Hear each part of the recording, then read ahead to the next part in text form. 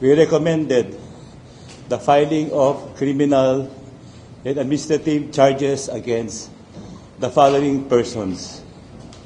1. Former Undersecretary Roberto Bernardo. Number 2, Senator Emmanuel Joel Jose Villanueva.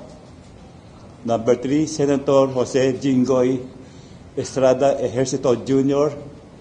Number 4, former Congressman Elizalde Saldico. Number 5, COA Commissioner Mario Lipana.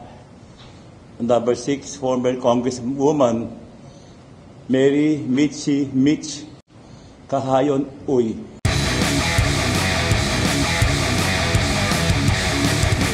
We will be submitting our interim report and recommendation to the Office of the Ombudsman on the alleged involvement of several incumbent and former members of the House of Representatives and the Senate in obtaining bribes or unwarranted monetary benefits from flood control project contractors. We recommended the filing of criminal and administrative charges against the following persons. 1. Former Undersecretary Roberto Bernardo. Number 2, Senator Emmanuel Joel Jose Villanueva. Number 3, Senator Jose Jinggoy Estrada Ejercito Jr. Number 4, former Congressman Elizalde Saldico. Number 5, COA Commissioner Mario Lipana. Number 6, former Congresswoman Mary Mitch Kahayon Uy. These persons have possibly committed these following violations: direct or indirect bribery and corruption of public officials under Articles 210, 211, and 212 of the revised Penal Code. Corruption of public officers under Section 3B and 3E of Republic Act 3019. Plunder as defined and penalized under Section 2 of the Republic Act 7080.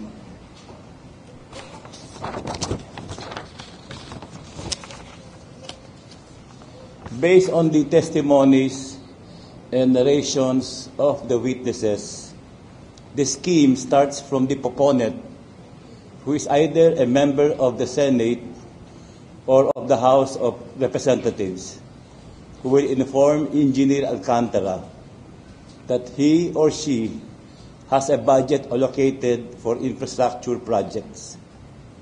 Additionally, the scheme shall always involve flood control projects because the kickback is 25 to 30% and is higher than the kickback from other projects, which is only at 10%. From here, Engineer Alcantara will direct Engineer Hernandez to make a list of projects based on the budget that the proponent has. The list is then given to Juan Carlo Rivera, who will then transmit it either to the regional office in Bulacan or to the proponent itself. If the list was forwarded to the DPWH Regional Director, it will be included in the National Expenditure Program, or what we call NEP-NEP. On the other hand, if the list is given to the proponent itself, he or she would insert the projects in the House General Appropriations Bill, called HGAB, or bicameral insertions wherein it would be reflected in the General Appropriations Act known as GAA.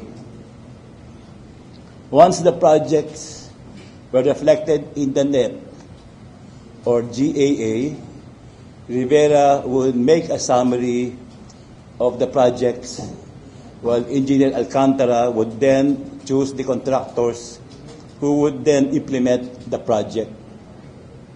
This would trigger the payment or obligations or SOP to the proponent. An advance payment of 10% of the budget allocation when the NEP is released, while the remaining 15% would be paid off to the proponent when the GAA is passed.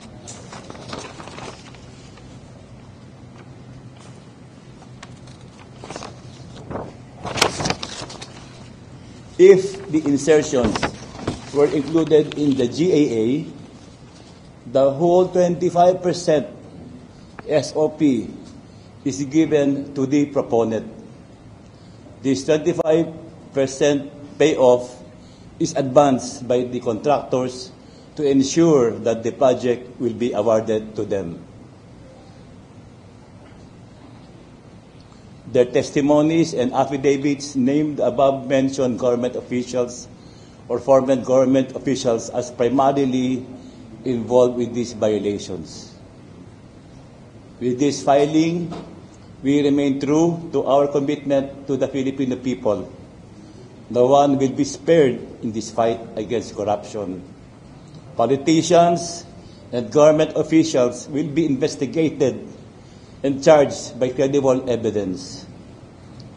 Those found responsible will face the consequences and held accountable under the rule of law. To aspiring criminals, crime will not and does not pay. We will continue to investigate, follow the evidence, pursue charges to the very last man involved. Justice will not be delayed this time. This is our promise to our countrymen. Thank you and good morning.